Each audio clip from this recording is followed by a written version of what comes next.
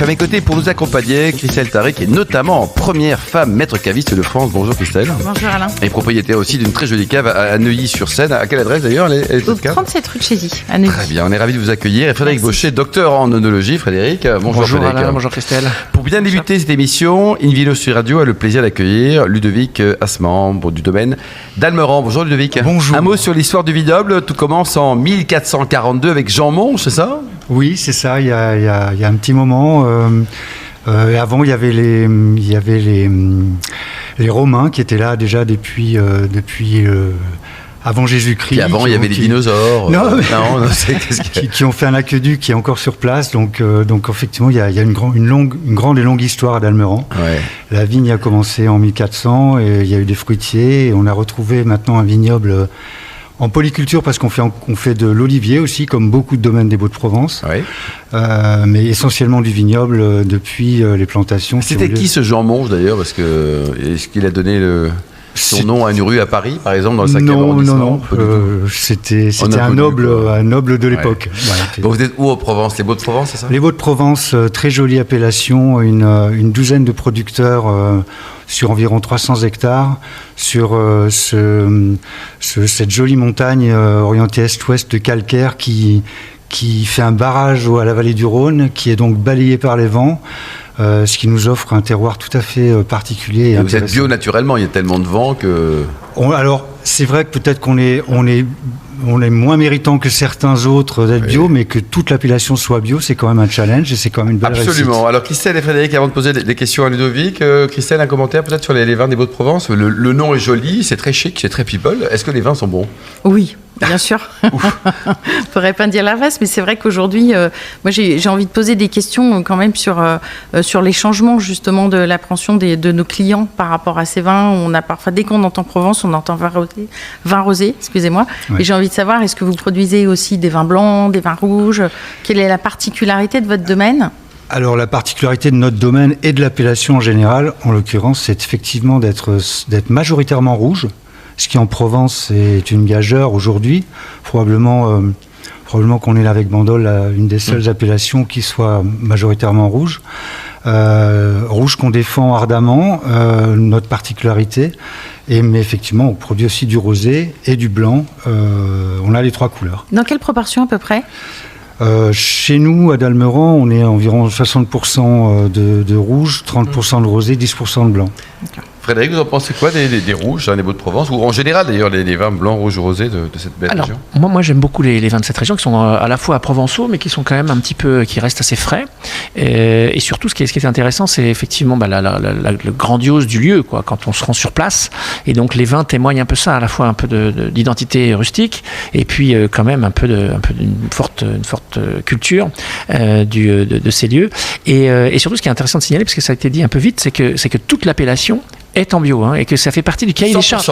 Ça fait partie du cahier des charges d'appellation ou pas encore ? Parce qu'il y a eu un débat autour de ça. Il y a eu un débat. Je pense que c'est sage de pas je sais même pas si c'est possible légalement de conditionner le bio à un cahier des charges. Je pense que c'est compliqué, mais c'est aussi bien que ce soit une démarche volontaire finalement pour chacun, ce qui est le cas. Et donc on est très heureux dans cette logique. Christelle. Les enjeux climatiques justement par rapport au bio, au changement, comment vous les abordez ? Moi, j'ai un petit privilège dans mon domaine, c'est que... Vous avez de l'eau. Alors, on est plutôt préservé avec un bassin versant et une configuration géologique très particulière qui nous permet de préserver un petit peu l'eau un peu plus longtemps, mais surtout, on est entouré de bois. On a 10 hectares, mais c'est une quinzaine de parcelles. Il n'y a pas plus de 60 mètres entre deux arbres. Et donc, du coup, on est très protégé d'un ensoleillement qui serait trop important, protégé aussi de contraintes de gel. Et donc du coup, on a eu 22 et 23 qui ont été très très chauds et qui nous font poser des questions, c'est certain. Mais aujourd'hui, on a un terroir assez résilient de par cette particularité de le fait d'être complètement inséré dans le parc naturel des Alpilles. Christelle ? Et justement par rapport aux cépages que vous cultivez dans l'appellation Baux-de-Provence ? Alors, c'est vrai que Syrah, Grenache sont traditionnellement des cépages du sud, donc relativement résistants, même si effectivement, quand on a des cumuls à plus de 40 degrés, ça commence à être compliqué. Le Cabernet est a priori un cépage qui est moins adapté, mais fatalité, moi qui ai une expérience provençale assez longue, je constate qu'en Beau particulièrement, il s'exprime bien. Même s'il vieillit moins bien, il y a des problèmes de maladie du bois, etc., il donne de très belles choses chez nous.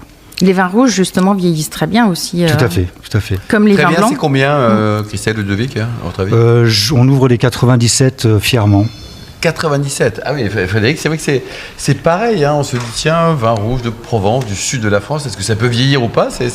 Bah si, justement, il y a une très très belle texture, et puis il y a surtout des précédents, avec évidemment d'autres domaines qu'on ne va pas citer, mais qui ont beaucoup aidé à l'idée du vieillissement des vins des Baux-de-Provence, et qui justement ont démontré un vieillissement très favorable, avec des arômes à la fois évidemment un peu de garrigue qui apparaissent, et des vins qui s'oxydent assez lentement, et qui finalement développent vraiment des bouquets très intéressants, avec une véritable identité des vins pour les Baux-de-Provence, qui est assez rare. Il y a la démultiplication des appellations perd un peu les clients, alors qu'au Beau, justement, on a une véritable identité dans les vins, qu'on retrouve un peu dans le nombre de domaines assez petits aussi, qui aident à cette conformité et cette identité forte.